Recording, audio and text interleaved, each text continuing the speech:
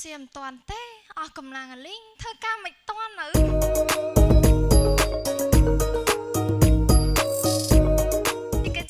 នេះខ្ញុំសូមសម្ដែងការគោរពដល់សាកលវិទ្យាធិការនៃសាកលវិទ្យាល័យ Belty អន្តរជាតិថ្នាក់ដឹកនាំគណៈកម្មការសាស្ត្រាចារ្យនិងអង្គវេទិកាទាំងមូលជាទីគោរព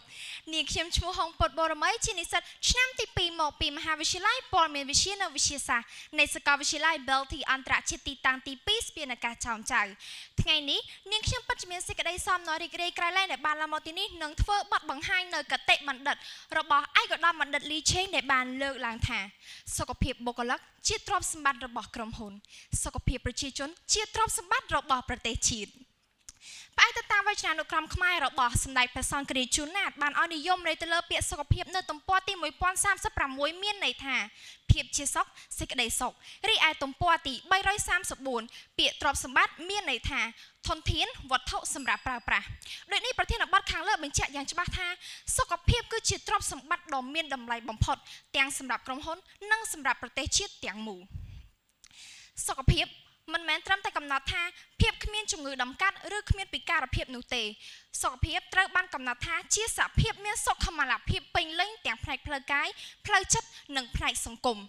សុខភាពមិនមែនជាបញ្ហាផ្ទាល់ខ្លួនតែសុខភាពជាធនធានសមូហភាពរបស់សង្គមដែលជំរុញដល់ផលិតភាពកំណើននិងការអភិវឌ្ឍបើយើងក៏លេចទៅមើលឃ្លាទី1សុខភាពបុគ្គលិកជាទ្រព្យសម្បត្តិរបស់ក្រុមហ៊ុនតើមានន័យដូចម្ដេច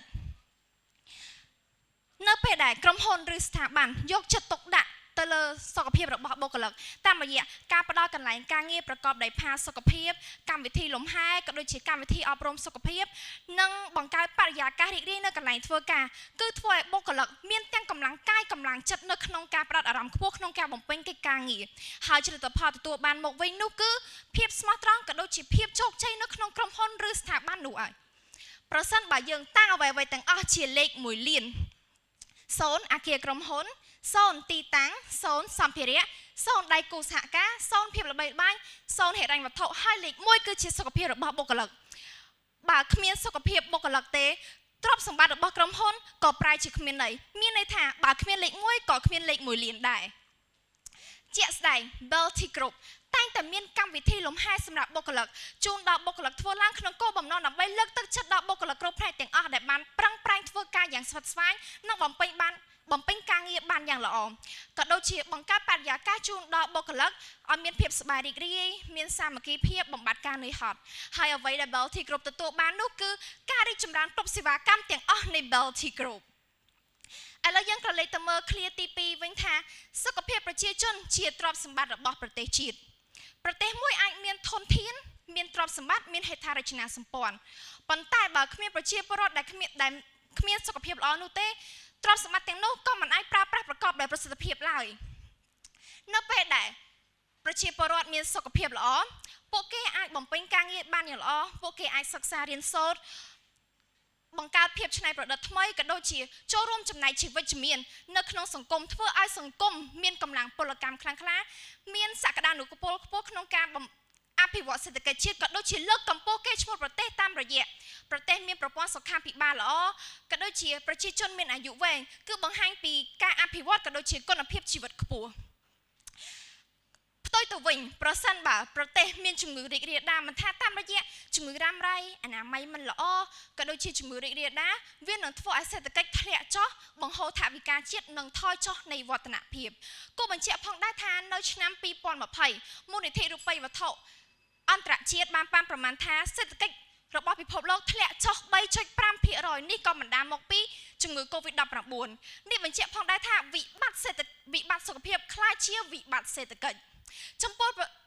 ប្រទេសកម្ពុជាវិញរាជរដ្ឋាភិបាលបានខិតខំប្រឹងប្រែងយ៉ាងស្វិតស្វាញក្នុងការថែទាំសុខុមាលភាពប្រជាជនតាមរយៈការបង្កើតមន្ទីរពេទ្យរដ្ឋការបង្កើតបានបសសការកាត់បន្ថយចំណាយទៅលើសេវាសុខាភិបាលក៏ដូចជាការផ្ដល់ការចាក់វ៉ាក់សាំងនៅតាមភូមិឃុំសង្កាត់និងការផ្ដល់នៅការ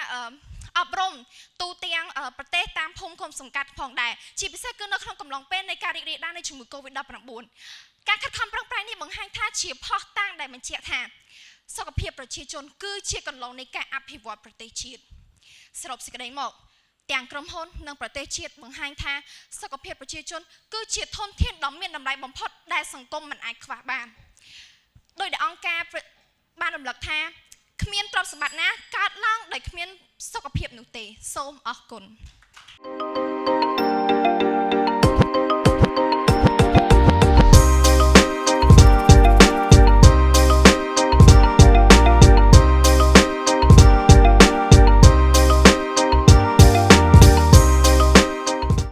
Belty International University, the future of global leaders.